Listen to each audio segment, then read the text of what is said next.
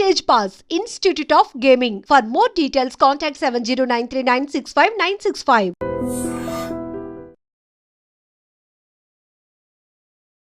ఇప్పుడు రాజా సింగ్ రిజైన్ చేయడం, ఆ రిజైన్ని యాక్సెప్ట్ చేయడం మీరు హర్షిస్తారా, ఒప్పుకుంటారా సార్? బాధపడతా. ఓకే, బాధపడతా. పార్టీ క్రమశిక్షణకు కట్టుబడి ఉంటా, కానీ బాధపడుకుంటుంటా. కన్నీళ్లు తీసుకుంటూ పార్టీ క్రమశిక్షణకు బాధపడుకుంటూ వింటా, కానీ కన్నీళ్ళు కార్చొద్దు అని చెప్పేటువంటి కన్నీళ్ళకైతే వాళ్ళు అడ్డం రారు కదా. ఇటువంటి స్థితి రావద్దు. ఓకే, వచ్చుడు రాజాసింగ్ దురదృష్టమే, పార్టీకి కూడా దురదృష్టమే.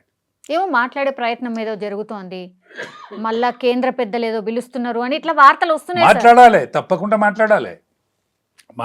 రాజాసింగ్ మాట్లాడించుకోవాలి, వాళ్ళు మాట్లాడాలి కూడా. ఎందుకంటే అటువంటి నాయకుడు దొరకడు. భీముడు విషాన్ని జీర్ణించుకున్నాడు కదా.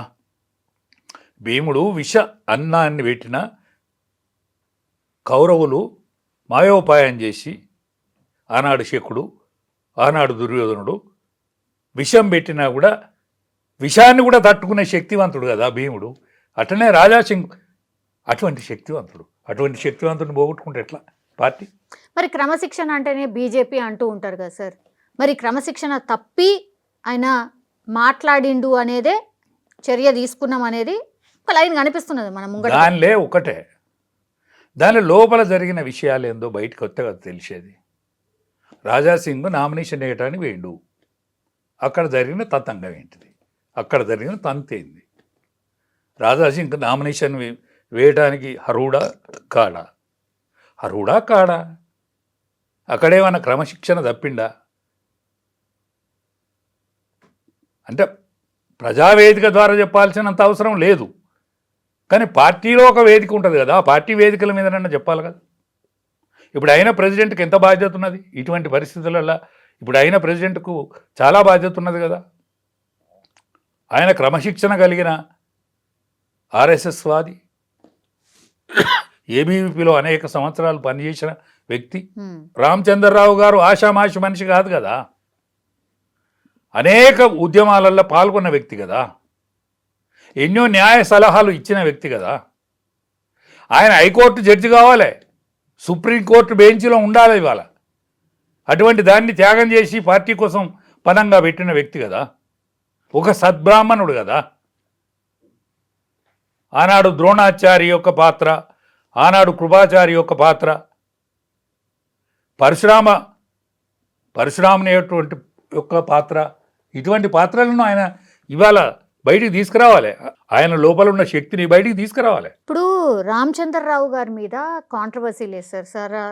సౌమ్యుడు, గతంలో అంటే ఎప్పటి నుంచో పార్టీకి కట్టుబడి ఉన్న వ్యక్తి, అది ఎవరు మాట్లాడతలేరు సార్. కానీ ఇచ్చిన సందర్భం ఇప్పుడున్న పాలిటిక్స్కి అనుగుణంగా సూట్ అయ్యే వ్యక్తి కాదు. అట్లాగే పార్టీ ముందుకు వెళ్ళాలనుకుంటున్నారు, ఈడ అధికారంలోకి రావాలనుకుంటున్నారు, అట్లాంటి టైంలో పెట్టాల్సినటువంటి వ్యక్తి కాదు అనేది పెద్ద ఎత్తున ఒక డిస్కషన్ సార్. అంటే ప్రజాక్షేత్రంలో ఇవాళ ప్రజల మధ్య మెదిలిన వ్యక్తి కాదు, ఆయన ప్రజలతోటి ఎన్నుకోబడ్డ వ్యక్తి కాదు. ఎమ్మెల్సీ అయిన మాట వాస్తవం. వాళ్ళు గ్రాడ్యుయేట్స్ ఓట్లు ఎత్తారు. ఇప్పుడు తీర్మానం మల్లన్న ఎట్లయితే ఎలక్ట్ అయిండో, మన వీరు కూడా రామచంద్రరావు కూడా ఆ విధంగా ఎలక్ట్ అయిన పర్సన్. కానీ ప్రజా సంబంధాలు ఉండేవి కదా, గ్రామీణ జీవితంలో పట్టు ఉండదు కదా, గ్రామీణ జీవితంలో పట్టు ఉండాలి కదా. పార్టీ క్యాడర్ మీద, పార్టీ లైన్ మీద, పార్టీ ఆలోచన విధానం మీద, పార్టీ సిద్ధాంతం మీద ఆయనకున్నమైన అపారమైన తెలివితేటలు గొప్పే. అది ఒక్కటే సరిపోదు కదా, అది ఒక్కటి మాత్రమే సరిపోదు కదా. ఇవాళ అనేక మంది సభ్యత్వం చేసిండ్రు, అనేక మంది హిందుత్వవాదులు ఉన్నారు ఈ పార్టీలో. 18 ఏళ్ళ నుంచి 30 ఏళ్ళ వరకు వాడు డైరెక్ట్ మోడీ కనెక్ట్ అయి ఉన్నాడు వ్యక్తి. అక్కడ మన పార్టీ శాఖ లేదు, ఆర్ఎస్ఎస్ శాఖ లేదు, ఏబీవీ శాఖ లేదు. ఇదంతా మేమే చేసినాం అనుకునే భ్రమపడితే కూడా కరెక్ట్ కాదు కదా. మీరు చేసిందా వాళ్ళ ఇంట్లో? ఈ సభ్యత్వానికి మీరే కారణమా, వాళ్ళు కారణమా? మీకేమనిపించింది సార్? ఎవరి కారణమై ఉండొచ్చు? నేను 2 పార్టీలలో పనిచేసిన. నేను బీజేపీలో ప్రథమలో నేను ఓనువాలో అక్షర జ్ఞానం నేర్చుకున్నది బీజేపీలో. అనేక సంవత్సరాలు కూడా నా 17 ఏళ్ళ వయసు నుంచి నేను ఎమర్జెన్సీకి వ్యతిరేకంగా పనిచేసిన. దాని తర్వాత జనతా పార్టీలో పనిచేసిన. దాని తర్వాత బీజేపీలో పనిచేసిన. 1980లో బీజేపీగా అవతరించింది. ఆనాడు పనిచేసిన. నేను ఉమ్మడి వరంగల్ జిల్లాకు ఆల్ ఇండియా అధ్యక్షుడు అద్వానీ గారు ఉన్నప్పుడు నేను ఉమ్మడి వరంగల్ జిల్లాకు అధ్యక్షునిగా ఉంటుంది. నేను 1500 కిలోమీటర్లు సుమారు 1500 కిలోమీటర్లు అద్వానీ గారితో జనాదేశ యాత్ర రామ రథయాత్రలో తిరిగిన చురుకైన కార్యకర్తను. కాబట్టి నాకు ఆ అనుభవం ఉన్నది. ఆనాడు మనల్ని ఎవరు ఆదరించలే. 2 పార్లమెంటు సీట్లే వచ్చినాయి మనకు. దేశంలో 2 పార్లమెంటు సీట్లు వచ్చినప్పుడు ఏకైక వ్యక్తి జంగారెడ్డి గారు గెలిచిండు. నేను జంగారెడ్డి గారి శిష్యుణ్ణి. నేను జంగారెడ్డి గారి శిష్యరికంలో పెరిగినోడిని. రామచంద్రరావు కూడా ఏవీపీలో అనేక అవకతవకలు, పంచాయతీలు, లొల్లులు, వామపక్షవాదులతోటి అనేక గట్స్, యూనివర్సిటీ లొల్లి, ఈ లొల్లిలో ఆయన ఉన్న వ్యక్తి. మేము పార్టీ క్షేత్రంలో, ప్రజాక్షేత్రంలో ఉన్న వ్యక్తిగా నేను ఆనాడున్నా. బండి సంజయ్ అధ్యక్షుడిగా ఉన్నప్పుడు మీరన్నటువంటి ఏజ్ గ్రూప్ అంతా కూడా బీజేపీ వైపే ర్యాలీ అయింది సార్. ఇప్పుడు ఆ యూత్ అంతా మీ పార్టీ దగ్గర ఉందా లేదా? యూత్ ఉంది కానీ లీడర్ లేడు. యూత్ ఉంది కానీ గ్రామీణ లీడర్ లేడు. మాకు గ్రామీణ లీడరు టీఆర్ఎస్కున్నాడు. గ్రామీణ లీడరు టీఆర్ఎస్కున్నాడు. ఇవాళ ప్రజాక్షేత్రంలో పనిచేసేటువంటి నాయకులు కనుక, అంటే గ్రామీణ ప్రాంతానికి సంబంధించిన నాయకులు కనుక అధ్యక్షుడు అయితే ఆ యూత్కు ఇవాళ టీఆర్ఎస్లో ఉన్నటువంటి నాయకులందరూ, ద్వితీయ శ్రేణి నాయకులందరూ పార్టీలకు వచ్చేవాళ్ళు, బీజేపీలకు వచ్చేవారు. ఇప్పుడు ఎన్నికలైతే ఈ క్షేత్రంలో ఎన్నికలైతే ఆ క్షేత్రాన్ని తట్టుకునే నాయకుడు లేడు. పోలీస్ స్టేషన్ పోయి ఇడిపించుకొచ్చే నాయకుడు లేడు. సాయంకాలం ఎవరికి ఛాయ నీళ్ళు దాపించే నాయకుడు లేడు. ఎవరికైనా ఆకలి అయితే అన్నం పెట్టే నాయకుడు లేడు. అటువంటి నాయకత్వ కొరతతోనే సతబద్ధం అవుతుంది. అది టీఆర్ఎస్లో ఉన్నది. ఆ బీఆర్ఎస్ పార్టీ కూసయ్యే టైం వచ్చింది. ఆ టైంను వాడుకోలేకపోయింది పార్టీ. ఆ పార్టీ వాడుకోలేకపోయింది. నేను పుట్టెడు బాధతో చెప్తానా తల్లి, నేను పుట్టెడు బాధతో చెప్తానా. నా రింగుల ఇంటికి నాటి నుంచి నేను పాలిటిక్స్లో ఉన్నానమ్మా. 17 ఏళ్లకు దోతి కట్టుకొని ఉన్నానమ్మా నేను. అటువంటి వానికి బాధ ఉంటుంది కదా. నా సొంత పిల్లలు, నా సొంత భార్య, నా కుటుంబం అని అనుకోలే. నా పార్టీ నా కుటుంబం అనుకున్నా. ఒకనాడు బీజేపీ, దాని తర్వాత టీఆర్ఎస్ మునిగిపోయే కాలం వస్తే మళ్ళీ నా పాత బీజేపీని ఎంకులాడుకొని వచ్చినా కదా. మళ్ళీ బీజేపీకి ఏమైనా ఇబ్బంది అయితే నేను బాధపడకపోతే ఎవడు బాధపడతాడు చెప్పండి. ఇప్పుడు ఎలక్షన్స్ రాబోతున్నాయి, స్థానిక సంస్థల ఎలక్షన్సే రాబోతున్నాయి. ఏంటి సార్ పార్టీ పరిస్థితి మరి? లీడర్ లేడు. ఎవరు సర్పంచ్కు నిలబడుతూ లేడు. మాకు సర్పంచ్కు నిలబడుతూ లేడు. ఎంపీటీసీకి నిలబడే క్యాండిడేట్ లేడు. కానీ ఓటర్ ఉన్నాడు. ఊరుకులాడే ఓటర్ ఉన్నాడు. ఊరుకులాడే కార్యకర్త ఉన్నాడు. ఇప్పుడు రాజాసింగ్ లాంటి నాయకుని పోగొట్టుకుంటేమి ఇక్కడ. ఇది గొప్ప హైదరాబాద్ నగరం, మహానగరమే. ఈ నగరంలో మా ఫేస్ వాల్యూ లేకపోతే ఎట్లా? మా ఫేస్ వాల్యూ ఉండాలి కదా. ఇప్పుడు అయినా రామచంద్రరావు గారు ఆయన విజ్ఞతను ఉపయోగించి, ఆయన సీనియారిటీని ఉపయోగించి ఒక యోగ్యునిగా ఇక్కడున్న 8 మంది పార్లమెంట్ మెంబర్లను, 8 మంది అసెంబ్లీ మెంబర్లను ఒక్క తాటి మీదకి తీసుకొచ్చి, ఎస్ మేమందరం ఉన్నాం, మా దానిలో మా కలహాలు వద్దు, ఈ చిన్న చిన్న పంచాయతీల జోలి పోవద్దు. నేను బండి సంజయ్ గారికి ఒక దండం పెట్టి చెప్తాను. 2 చేతుల దండం పెట్టి చెప్తానా సంజయ్ గారికి. ఎందుకు సార్? వద్దు, నువ్వు అదృష్టవంతుని. నువ్వు కార్పొరేటర్ స్థాయి నుంచి నువ్వు ఒక కేంద్ర మంత్రి కనుక ఎదిగినావు. నువ్వు చిన్న చిన్న పంచాయతీల జోలికి రావద్దు. నువ్వు విశాల విధానంతో బతకాల. నువ్వు చిన్న చిన్న పంచాయతీలు పెట్టుకోవద్దు. నువ్వు ఒక విజన్తో నువ్వు వెళ్ళిపోవాలి. నీ అధ్యక్షతన పార్టీ డెవలప్ అయిందన్న మాట వాస్తవం. మరి ఆయన్నే కొనసాగించవచ్చు కదా, ఎందుకు పక్కన? ఆయన మొన్న కాకపోయిండు, ఎవరద్దన్నాడు? ఆయన మొన్న కాకపోయిండు. ఆయనే కాకపోయిండు. మన అరవింద్ గారు కాకపోయిండు. ఈటెల రాజేందర్ ఎందుకు కానీయలేదు? అయితే బాగుంటుంది సార్. అదే నా పంచాయతీ. ఈటెల రాజేందర్ కనుక అయితే ఒక్క టీఆర్ఎస్ ద్వితీయ శ్రేణి నాయకుడు ఒక్కడు కూడా టీఆర్ఎస్లో ఉండకపోదురు.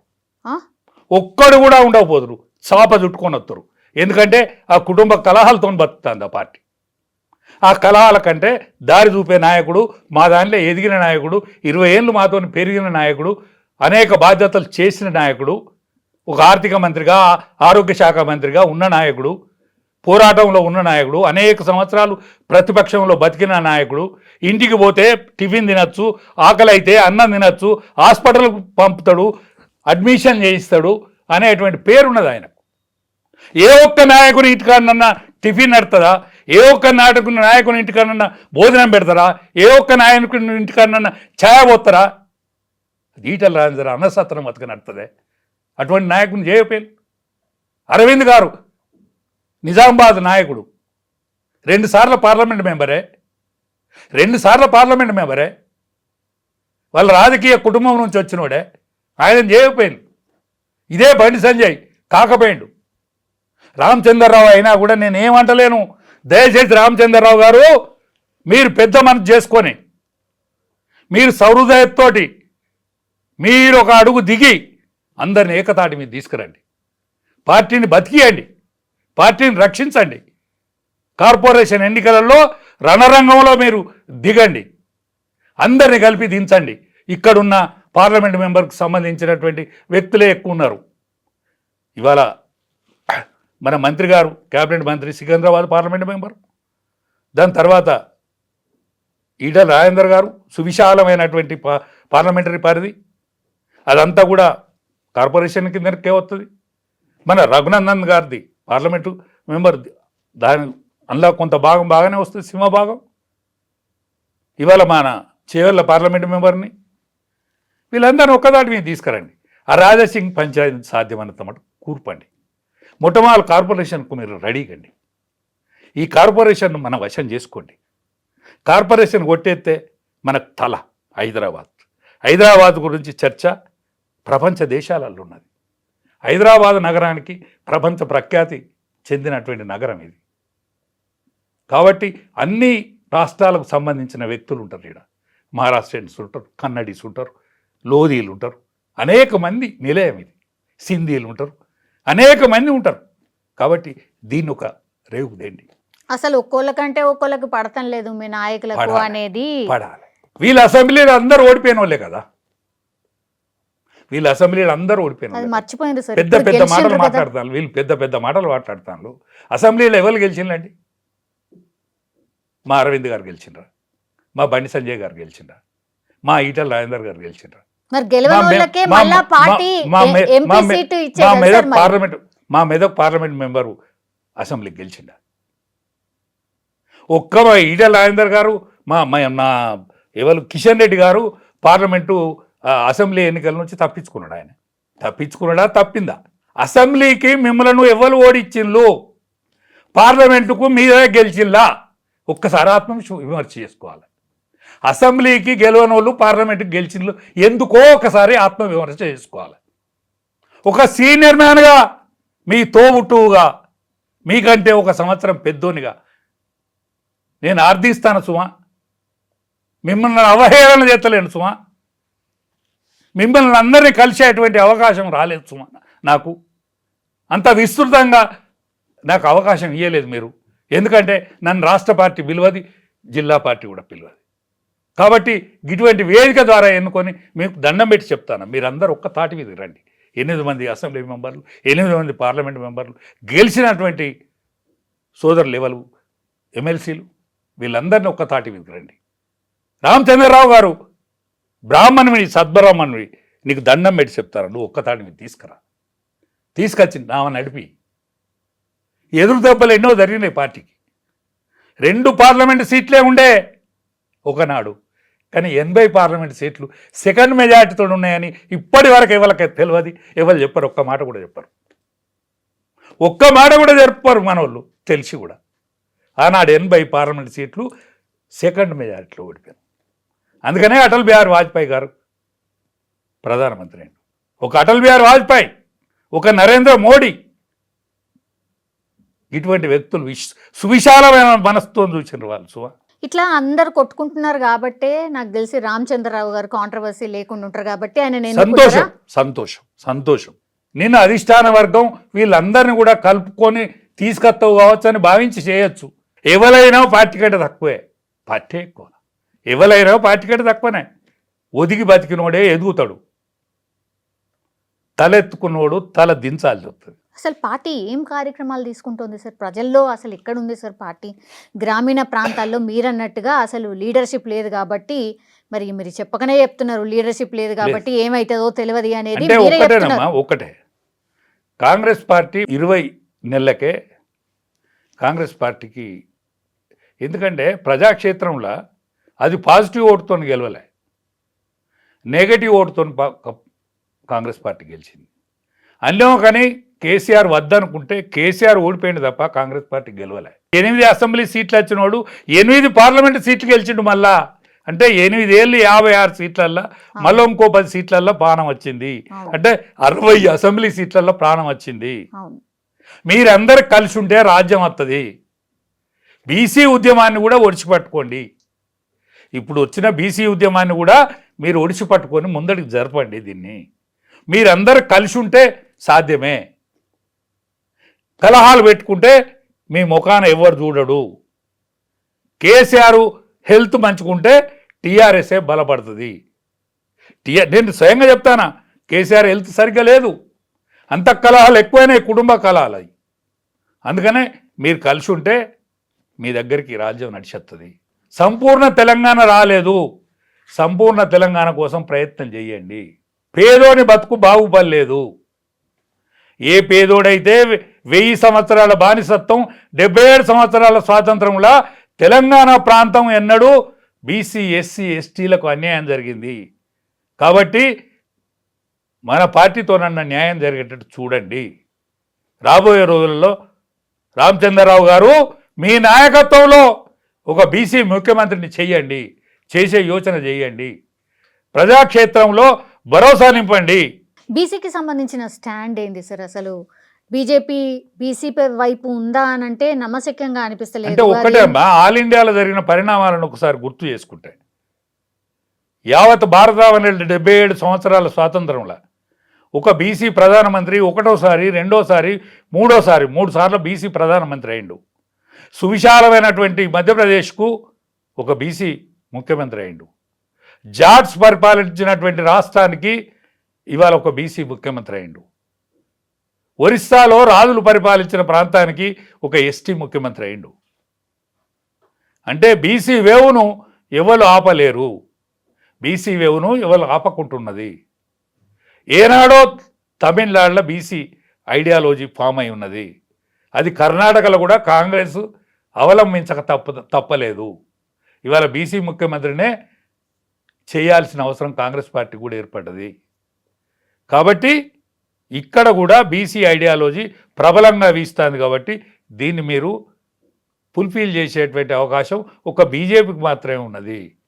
ఇంకోటి ఏంటంటే సార్, మొన్న మోహన్ భాగవత్ ఆర్ఎస్ఎస్ చీఫ్ ఆయన ఒక కామెంట్ చేశారు, 75 సంవత్సరాలు నిండిన వాళ్ళు రిటైర్ అయిపోవాలి అనేటువంటిది. ఆయన ఒక పుస్తకావిష్కరణ సభకు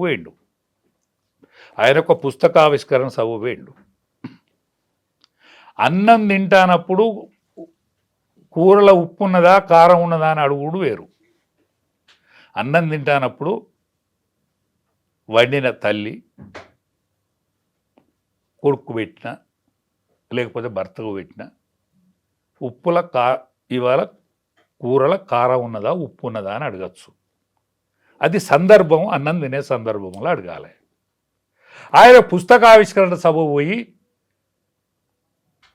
మానవ జీవితం యొక్క సమావేశం చెప్పిండు. ఆయన మానవ జీవన విధానం చెప్పిండు. బాల్య యవ్వన కౌమార వృద్ధాప్య ఈ 4 దశలు చెప్పిండు. ఈ 4 దశలను దీనికి అన్వయించుకొని ఈ మోడీ గారు దిగిపోతే మంచిగుండు. మోడీ గారు ప్రపంచ దేశాల సరసన నవయువకునిగా మెదులుతాండు. ఆయనతోని పోటీ పడలేకపోతాండు. అమెరికన్ ప్రెసిడెంట్ కావచ్చు, లేకపోతే రష్యా ప్రెసిడెంట్ కావచ్చు, లేకపోతే చైనా ప్రెసిడెంట్ కావచ్చు. ఆయనతో నడకల పోటీ పడతారా, మాటల పోటీ పడతారా, పాటల పోటీ పడతారా, దేంట్లో పోటీ పడలేకపోతాను. ఎందుకమ్మా ఈర్ష్య? ఇక్కడోళ్ళకే ఈర్ష్య ఎందుకు? ఆ ప్రధానమంత్రిని ఎందుకు ఓర్వలేకపోతాను?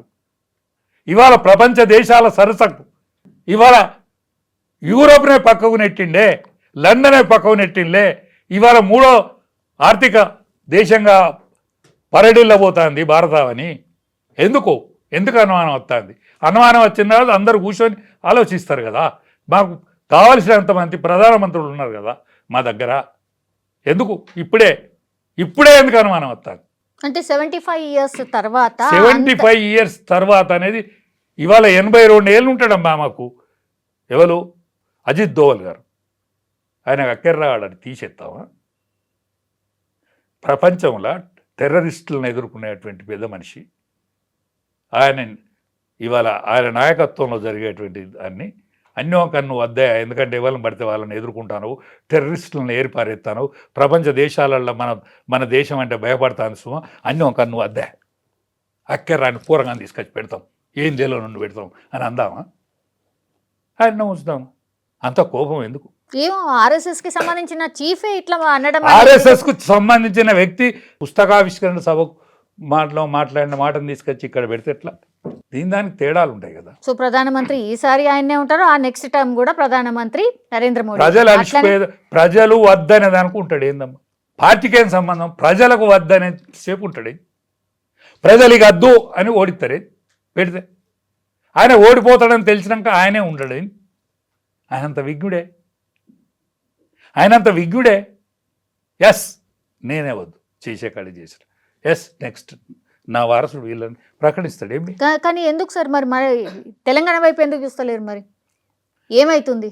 తెలంగాణకి ఇంకా 3.5 సంవత్సరాల టైం ఉన్నదమ్మా. పార్టీ పరిస్థితి 3.5 సంవత్సరాల టైం ఉన్నది. ఈ స్థానిక సంస్థల ఎన్నికలు అయితేయా కావా ఇంకా అది తేలలేదు. అంటే తెలంగాణ మీద దృష్టి పెట్టట్లేదు కాబట్టే కాంగ్రెస్లో కుమ్ములాటలు కామన్ సార్. ఇప్పుడు దానికంటే ఎక్కువ బీజేపీలో కనబడుతున్నది అనేది మీ మీద చర్చ. ఒక్కటే అమ్మా, రామచంద్రరావు గారిని ప్రెసిడెంట్గా చేసిండ్రు, ఎవరైనా విమర్శించిల్లా పార్టీ నాయకత్వం? ఎందుకు చేసిండ్రు? రామచంద్రరావు అనర్హుడు అని అన్నారా ఎవరైనా ఒక్కసారి? పోనీ హ్యాపీ ఉన్నారా సార్? మరి హ్యాపీ లేకపోవచ్చు, కానీ అనిగైతున్నారా? హ్యాపీ ఉన్నారా లేరా అనేది తెలియదు, కానీ వ్యతిరేకించే మనిషి అయితే కనిపించలేడు కదా. అందుకనే పార్టీ ఏదైనా నిర్ణయం తీసుకుంటే అందరు కట్టుబడి ఉంటారు, కట్టుబడి పనిచేస్తారు. కాబట్టి పార్టీలో ఉండేటువంటి లొసుకులు ఏమైనా ఉంటే చదువుకొని ముందుకు పోవాలని నా విజ్ఞప్తి. Yes sir, thank you sir.